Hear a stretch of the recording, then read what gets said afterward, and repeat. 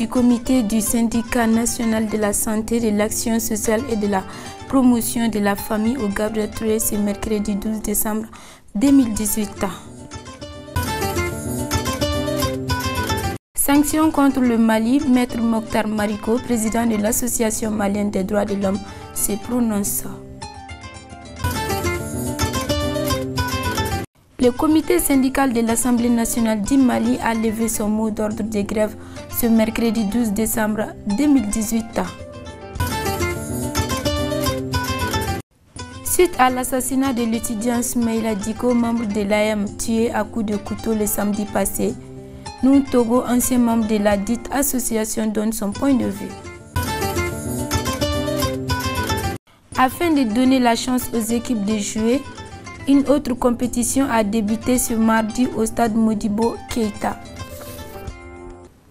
Chers téléspectateurs partout où vous nous suivez, bonsoir et bienvenue à ce journal d'information. Comme annoncé dans les titres, les travailleurs du CHU Gabriel Touré ont organisé un shooting dans l'enceinte du dit hôpital ce mercredi 12 décembre 2018. Jimé Kanté, porte-parole du syndicat national de la santé, de l'action sociale et de la promotion familiale, a accordé un entretien à notre équipe de reportage Angèle Koulibaly, Roger Kanouté. Depuis 8h jusqu'à 10h, les prostateurs du centre hospitalier universitaire de Gabriel Touré ont pris d'assaut la devanture du centre pour manifester leur mécontentement face à la non-satisfaction de leur doléance. Monsieur Jimmy Kanté, porte-parole du syndicat national de la santé, de l'action sociale et de la promotion de la famille. Un sitting pour vraiment dénoncer la mauvaise gouvernance hospitalière. La destination Gabriel Touré est devenue aujourd'hui un calvaire pour les usagers. Le strict minimum n'y est pas. Ce qu'on peut trouver aujourd'hui dans un petit CESCOM, on ne peut pas l'avoir à Gabriel Touré. Et quand on dit Gabriel Touré, il faut retenir que c'est un CHU, un centre hospitalier universitaire. C'est le plus grand hôpital du Mali en termes de fréquentation. C'est un hôpital qui reçoit plus de 100 000 patients par malade. Donc c'est dans cet hôpital aujourd'hui que vous ne pouvez pas faire une échographie abdominale. C'est dans cet hôpital aujourd'hui que vous ne pouvez pas faire une endoscopie. C'est dans cet hôpital aujourd'hui que vous ne pouvez faire aucune analyse. Et c'est dans cet hôpital aujourd'hui que plus de 220 travailleurs payés sur les ressources propres courent derrière leur salaire du mois de novembre. C'est dans cet hôpital aujourd'hui que vous verrez le malade cohabiter avec les rats, les cafards, les moustiques, les insectes de tout genre. Cela est tout simplement inadmissible. Et nous sommes tous de potentiels malades. Et nous, en tant que travailleurs, nous sommes les plus exposés. Donc il est de notre devoir vraiment de dire non à cette mauvaise gouvernance-là. Et c'est pourquoi ce matin, nous sommes sortis pour commencer une série de sittings. Parce que ça commence aujourd'hui, mais ce n'est pas aujourd'hui que ça va se terminer. Demain encore à la même heure, c'est-à-dire à 8h, nous serons là, de 8h à 10h, pour dénoncer les mêmes mots. Nous serons là les jours suivants, jusqu'à ce qu'une solution soit trouvée. Et quand nous disons solution, c'est d'abord le paiement du salaire de tous les travailleurs, sans exception. C'est également la mise en place de conditions transparentes concernant la gestion de l'hôpital. Quand nous disons gestion, nous ne parlons pas seulement de gestion financière, mais il y a une gestion administrative, il y a une gestion financière, il y a d'autres types de gestion. Et nous avons une gestion calamiteuse, une très mauvaise gouvernance hospitalière à Gabriel Touré. Cela doit cesser. Cela doit cesser pour le bonheur du patient que vous êtes, vous et nous. Cela doit cesser dans l'intérêt du travailleur de l'hôpital que nous sommes. Il y a trop de dérives. Il y a trop de laisser-aller à l'hôpital Gabriel Touré. Des malades qui sont souvent arnaqués, des vendeurs de médicaments, des vendeurs de condiments, des vendeurs qui sont un peu partout à l'intérieur de l'hôpital au vu et au su d'une administration vraiment incompétente. Et nous, en tant que syndicat, ce que nous demandons, c'est que le travailleur indélicat soit sanctionné. Et c'est une aubaine pour une direction.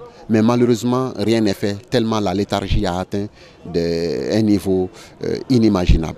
C'est-à-dire que nous sommes déterminés. Les sittings, ce n'est pas rien. C'est une perturbation de travail de 2 heures tous les jours et je pense que notre détermination à poursuivre ces sittings-là, en tout cas à un moment donné, lorsqu'on verra que l'administration reste sourde à ce cri des travailleurs, nous nous réunirons en assemblée générale comme nous l'avons fait hier et nous déciderons de la suite. En tout cas, une chose est sûre et certaine, c'est que nous sommes déterminés à aller jusqu'au bout, jusqu'à ce que la destination Gabriel Touré soit moins pénible que ce qu'elle est aujourd'hui. Notons que le comité syndical du centre hospitalier universitaire est décidé de tenir un sitting tous les jours à l'entrée de l'hôpital jusqu'à ce qu'ils obtiennent leur satisfaction.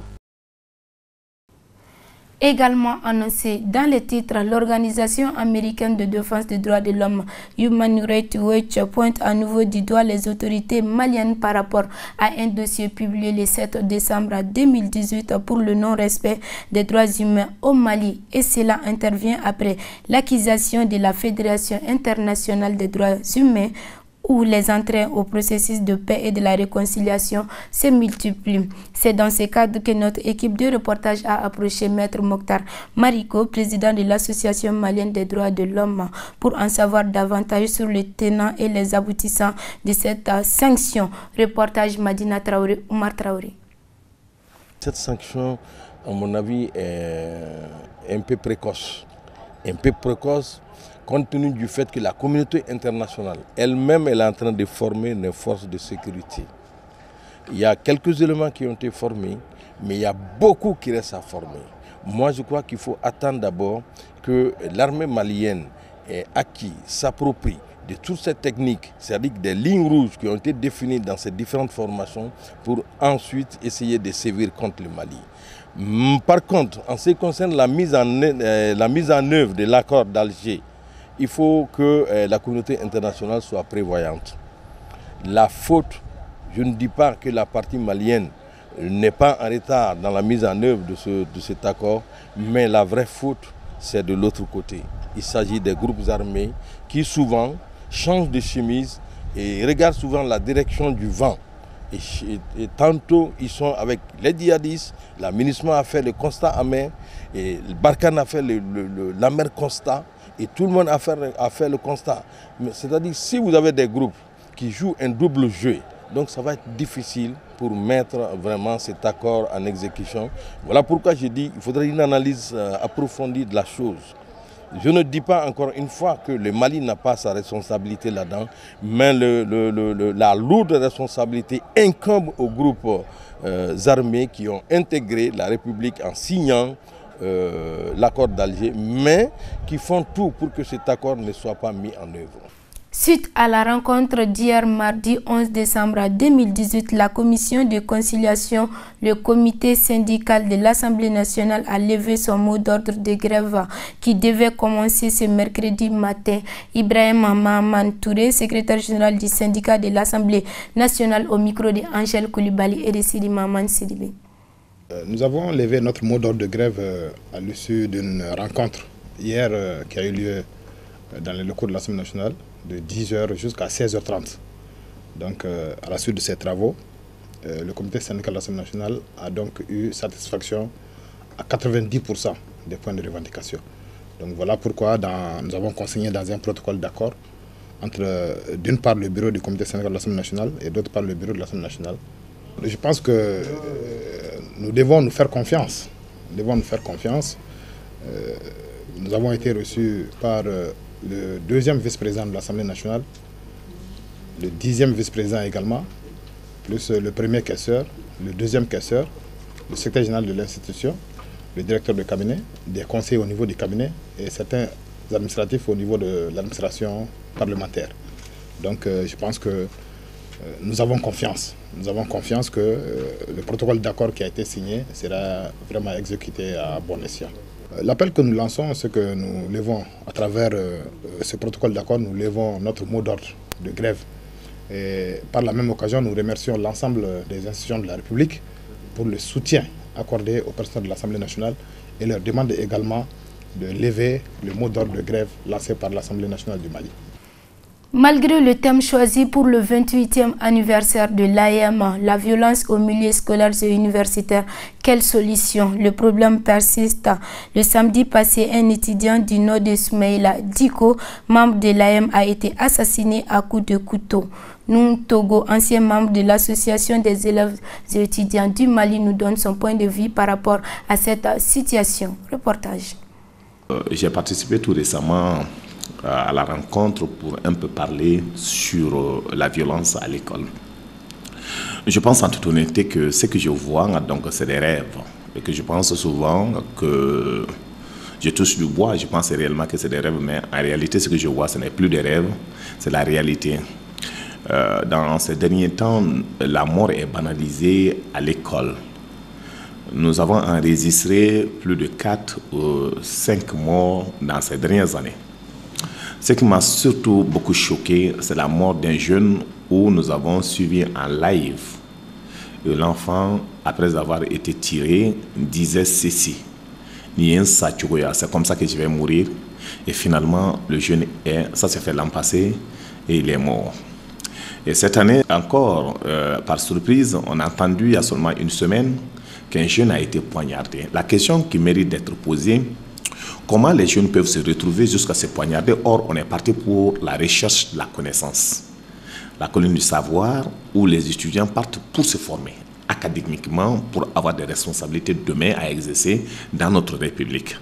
Moi, je ne peux pas comprendre que pour partir chercher de la connaissance, les gens donc, vont arriver jusqu'à se poignarder ou à tirer à bout portant les uns sur les autres. Je ne comprends pas parce que ça me dépasse. Parce que pour moi, il n'y a pas, quelle que soit l'association des élèves étudiants, nous n'avons jamais en son temps créé la violence entre nous parce que la violence, on le faisait, même si la violence est la violence verbale. Mais arriver à se prendre des couteaux, des couteaux, donc des fusils pour aller à l'école, tout simplement pour des responsabilités de l'association des élèves étudiants, je ne comprends pas. Parce que je ne vois pas qu'est-ce qui se passe là concrètement. C'est pour cela, à un moment donné, nous avons dit tout ce qui est, donc les avantages de parking, tout ce qui est l'école, normalement, aujourd'hui, les retombées doivent venir donc, à ce qu'on appelle des structures qui ont été créées, qu'on appelle CENU, qui devraient gérer ces structures-là. Donc, je ne vois pas pourquoi donc, ce combat revient. Donc, cette responsabilité, nous, effectivement, on était des responsables. On a géré l'école, on a géré en son temps, parce qu'à l'ensemble de Bamako, il y avait à peu près 6 à 7 lycées et les écoles secondaires supérieures, donc on ne dépassait pas une quinzaine. Mais nous avons géré avec responsabilité sur l'étendue du territoire national, mais jamais il y a eu des morts dans notre rang parce que on s'est dit, il y avait des discussions, il y avait des échanges, il y avait donc la formation, donc il n'y a jamais eu. Donc pour moi, je ne comprends pas. On ne peut pas aller chercher le savoir et se tuer.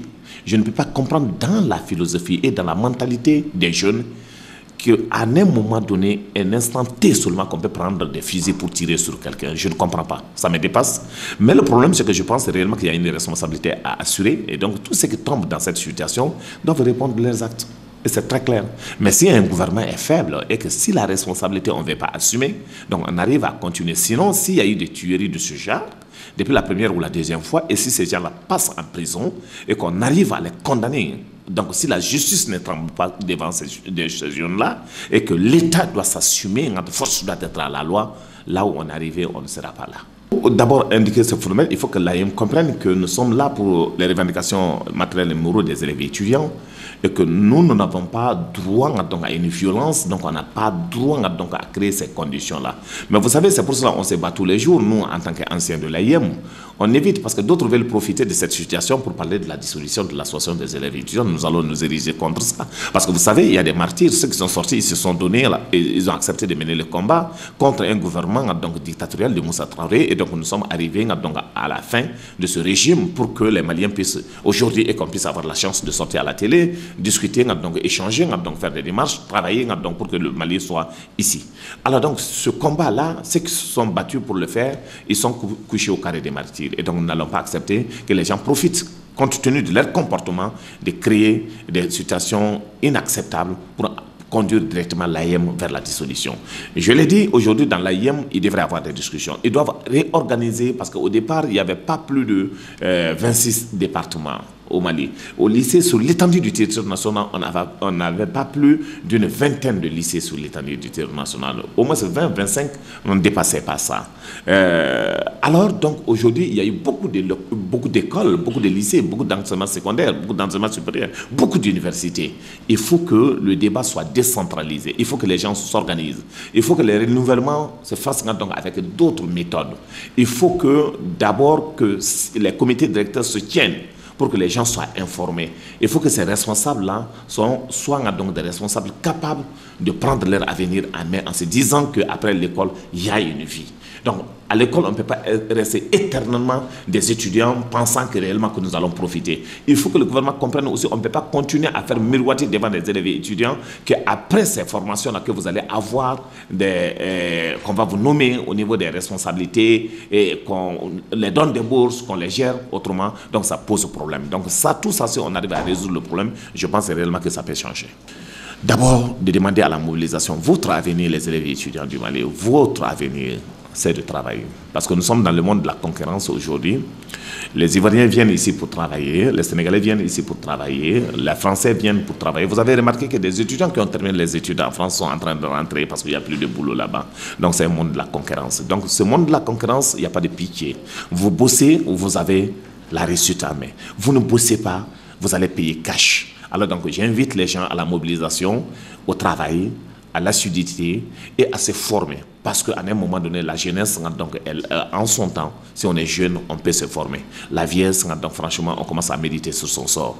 Donc l'avenir donc, est sûr pour vous si vous travaillez. La concurrence est rude. Le travail doit être encore attaché les ceintures pour les défis de l'avenir. À présent, page sport, la première journée de la Coupe de l'arbitrage de la Ligue football de Bamako a donné son coup d'envoi ce mardi au stade Modibo Keïta. En ce début de compétition, les Blancs ont dominé les Yélens olympiques de Bamako. Awa Kamisogo, Roger Kanouté. Photo de championnat national depuis novembre 2017. Les instances régionales ont mis en place des compétitions au profit de leur club. C'est ainsi que la Ligue de Bamako revient avec un tournoi dénommé Coupe de l'arbitrage. Les 10 tournois regroupent les 12 clubs de première division de Bamako qui ont été répartis en 2 groupes de 6 équipes. À l'issue de la phase de groupe, les 2 premiers jouent les demi-finales pour une place en finale. Bon, pour l'instant, la Ligue a organisé cette compétition pour mettre ses équipes en jambe. Uniquement ces équipes en jambe, parce que nous, on est à la Ligue, on a beaucoup d'équipes en première division. Donc on est obligé, comme il n'y a pas le championnat d'abord, il n'y a pas Coupe du Mali, mais les compétitions africaines sont en train de se jouer. Donc c'est pour cela qu'on a mis cette coupe à jouer, pour mettre nos équipes en jambe. Bon, concernant la participation de toutes les équipes, bon, pour l'instant, on a reçu un courrier de la part des équipes. Le SOB et le CSK. Bon, comme quoi qui dit qu'il ne joue pas. Mais pour les autres équipes, je ne peux rien dire parce que je n'ai pas vu de courrier pour ça. On a envoyé des correspondants. Bon, personne n'a répondu défavorable, c'est sauf hier, aujourd'hui même, le jour du match aujourd'hui, qu'on a reçu des courriers. Sinon, toutes les équipes ont été averties qu'on va commencer la compétition. Oui, le programme sera changé parce que le tournoi va continuer, le programme sera changé forcément. S'il y a eu défection, le programme sera changé. Ouais, pour le club de deuxième division, on a un nouveau partenaire qui est Rural Moto qui nous a démarché pour mettre un coup à l'air, non. Mais cette fois-ci, ce sera les équipes de deuxième division. Donc toutes les équipes de deuxième division vont participer à ça. On a fait le projet et bientôt on va commencer les championnats du football féminin. On a fait le projet. Dans les jours à venir, si on termine ça, on va commencer ça. Bon, pour le tournoi de l'arbitrage, c'est en formule de championnat. Les 2 équipes qui vont totaliser le plus grand nombre de points vont jouer la finale. Oh non, il n'y aura plus de poule A et de poule B. S'il y a une défection, il n'y aura plus de poule A et de poule B. On va jouer comme on a joué la Coupe de la Ligue. Ça sera joué avec cette formule aussi. Une occasion pour le stade malien de Bamako, c'est le représentant en compétition africaine du Mali, de se préparer pour le 2e tour contre la SEC de la Côte d'Ivoire. Un match qui est prévu pour ce samedi au stade Modibo Keïta à partir de 17h.